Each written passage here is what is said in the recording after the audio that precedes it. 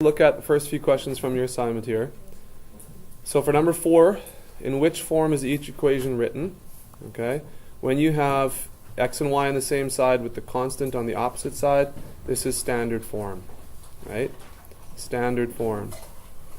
For B, when you have everything on the left side and A is positive, that's general form. That's right. General form. So C, this is y equals mx plus b form. So what's that one called? Yeah, slope y-intercept form. Okay. And then D, what do we have here? Do you remember this one? Point slope form. Point slope form, right? Okay. So that's 4. That's it for 4. Number 5, determine the x and y intercept. Okay, so I'll do 5a with you just to make sure you're on the right page here. To find the x-intercept, we let y equal 0. So this is going to be a big fat 0 there. And then we solve for x. So this one, that term is 0. 3 times 0 is 0. So really it's 8x equals 24. Divide both sides by 8, you get x equals 3. So the x-intercept is 3, 0. Okay, the x value is 3, the y value we set to 0, so it's 3, 0. On the other hand, if you want the y-intercept, you let x equals 0, right? And so that's 0. So you have negative 3y equals 24. Divide by negative 3. Make sure you get rid of the negative sign. So y equals negative 8. So that's 0, negative 8. That's the y-intercept. And if we were to graph this real quick, we don't have... Oh, you do have to graph it. Just wait. 2 minutes for the graph. You don't have to graph it. But if we did, it would be easy. Right? It'd be 1, 2, 3. There's a point. 1, 2, 3, 4, 5, 6, 7, 8. There's a point. Connect those two and that's your line. Okay? So you do not have to graph in this one, but that's how you find the intercepts. For 6, okay, we just kind of got through all this stuff. We just did 6 earlier on in the class here, so get everything over to the left side. Make sure your A is positive, and make sure all of A, B, and C are integers or whole numbers for A. Okay, so no fractions. So we'll do 7 here then. X-intercept is 2, and the y-intercept is negative 3. So graph each line. Okay, just what we did over here for 7a. If the x-intercept is 2, that is 1, 2 on the x-axis here. So there's a point right there. And the y-intercept, negative 3. 1, 2, 3. And so there's your line right there.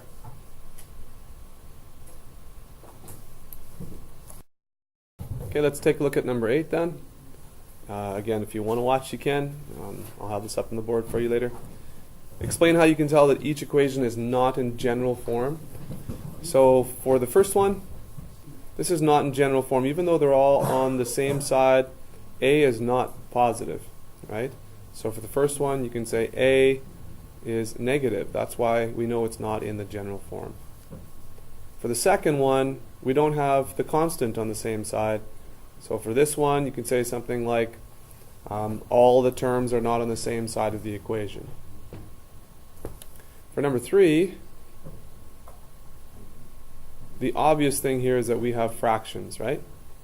Okay, so there are fractions involved here, and that means it's not in general form.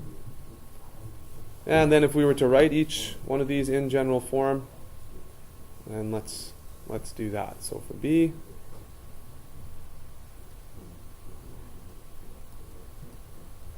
if all you have to do is get rid of a negative on the A right here, then you can either think of it as multiplying or dividing everything by negative 1. So really that means you just switch all the signs of everything. So it's positive 2x, this becomes minus 3y, this becomes minus 42 equals 0. Okay? So you can, remember, multiply both sides of an equation by the exact same thing, and you still have the same line, the same equation really. Okay? No, it doesn't matter that B and C are negative. No. So B and C have to be integers. So that means like positive or negative whole numbers. But a has to be a whole number, so it can't be negative. Yeah. Yeah, that's it. The other ones can be.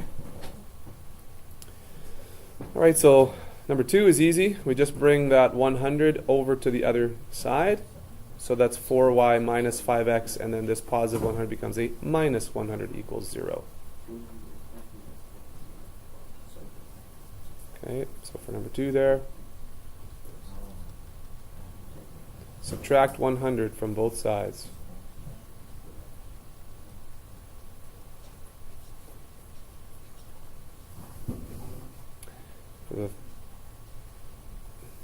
Oh, I guess I kind of missed 4 here for when I was talking about a, but I'll talk about that in a bit. So for the third one, let's multiply everything by what? What should I multiply all the terms by to get a to be a whole number? For I, doesn't x have to be 3? Oh, yes. Sorry. Oh, wait.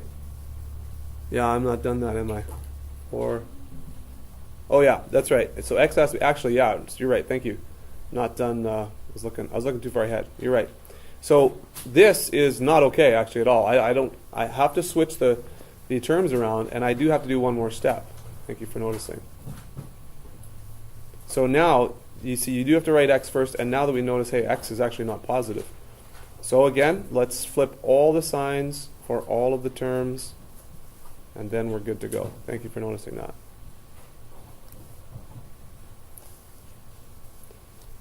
Okay. And for number 3 then, if we multiply everything by 2, we're going to get now just 1x. 2 times 1 over 2 is 1. Minus 2 times 1 over 2 is 1 again. Excuse me. Thank you. So that one looks good. And number 4, this fourth part here, I guess I skipped this. Yeah, you got to switch around these terms, and then you don't have to do really anything else. So for number 4 here, for the a part, terms are in the wrong order. Wrong order. And so in order to do that, we just move the 9x over and place the 5x there. And you're good. Okay.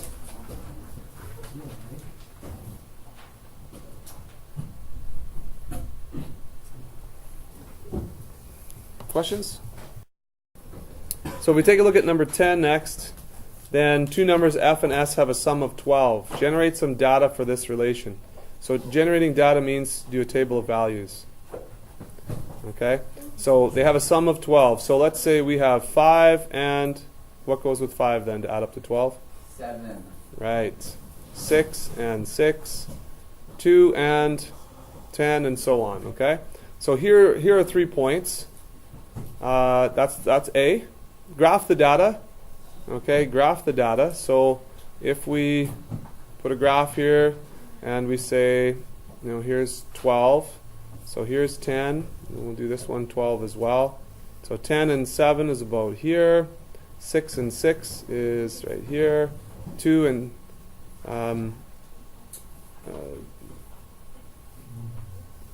sorry.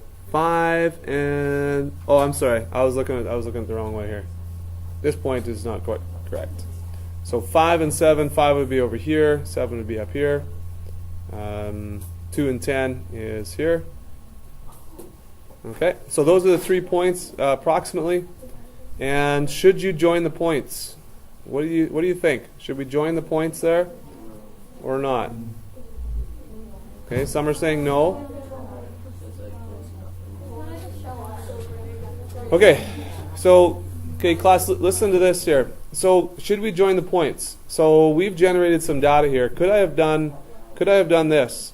3.5 and 8.5. Does that work? Yeah. Okay, so that's in between.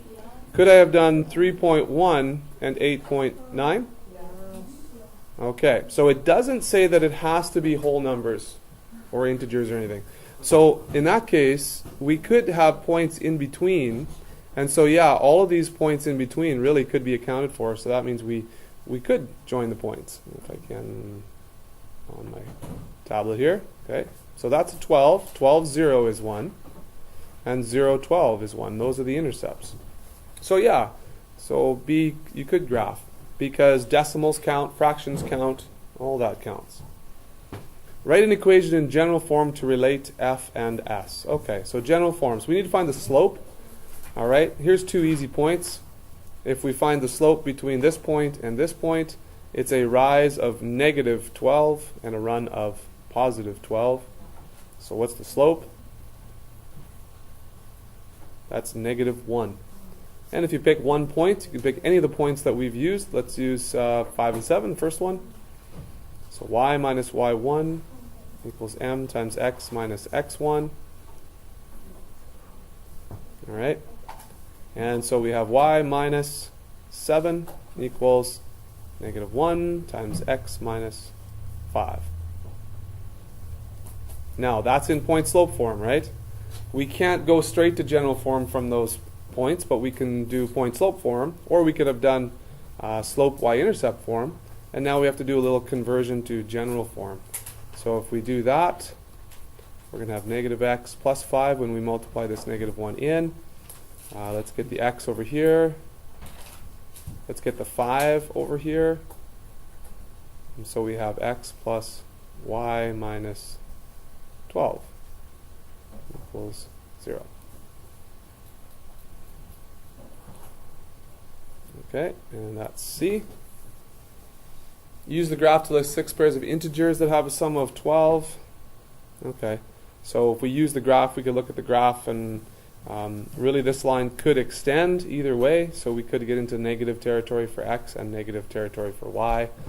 So you could have 13 and negative 1 then, and so on. Okay, and then anything that adds up to 12. And we've kind of done that with this data here, so you could use some of those as well. Okay, so this is A and D a little bit.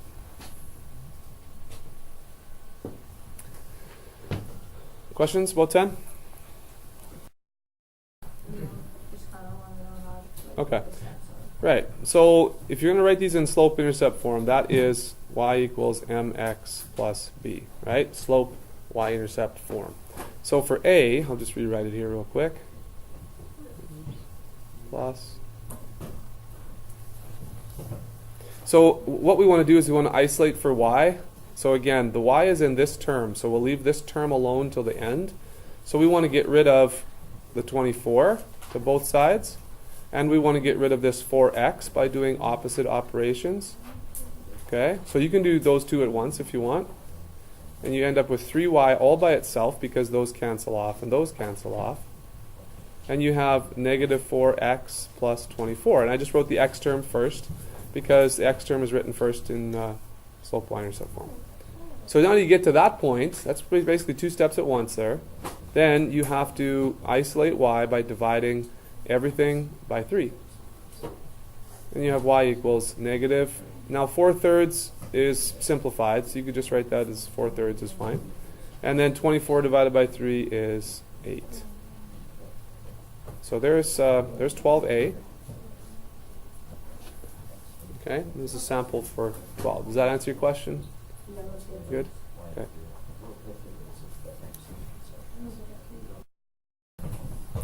(18b).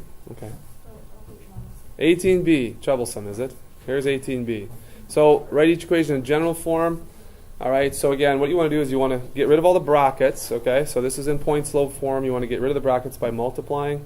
Then you want to get all the terms over to the left side. Then you just want to make sure that all the terms are not fractions anymore and that a is positive. So that's the step. So let's just do that real quick. So multiplying through, that's 1/3 x plus, now 1/3 times 5 is 5/3. Okay, so that's the first step. Now you can get everything over to the same side. And if you want, I mean, I would, you can get everything over to the left side because that's where it belongs. But if you take a look at this, the x is already positive. So that's one less step if you bring everything over to that x side where it's already positive. So you could do this. You could, minus y, and you could add 2 on both sides. and then you don't have to divide by a -1 or multiply by a -1 later. So this is kind of what it looks like. You have the 1/3 x over there. These are the y's are gone now because it's over here, so we'll put it there. The 2's are gone over here because it's over here. So I'll separate this into a separate step here. So I'm getting everything to the same side, not necessarily the left side, but this is already positive, so I'm saving myself a step. Okay, so a couple things we have to do. We have to make sure that this x term is a whole number, but we also have to gather some like terms here. So when we add fractions, what do we need? A common what? Need a common denominator. So this is what I'm going to do. I'm going to take care of that first. And 5/3, how can I rewrite 2 as a fraction over 3? Very good. It's 2/1, right? So if you multiply the top and the bottom by 3, you get 6/3, and that's what 2 is. 6 divided by 3 is 2. So common denominator, what's positive 5 plus 6 now? It's plus 11. So I've got 5/3 and 6/3. Now I have 11/3. Okay? So now, final step, I need to get everything in the denominator. I need to get rid of the denominators. So I multiply everything on both sides by 3. 3 times 0, still 0. 3 times 1/3 is 1. 3 times -1 is -3y. And then the 3 here and the 3 here will cancel out, so that's just plus 11. All right, so final step, really, write everything on the left side. And you don't have to change any signs or anything, just switch everything over, then it looks just like it's supposed to look. Now, does that look okay? General form, does that fit all the criteria for general form?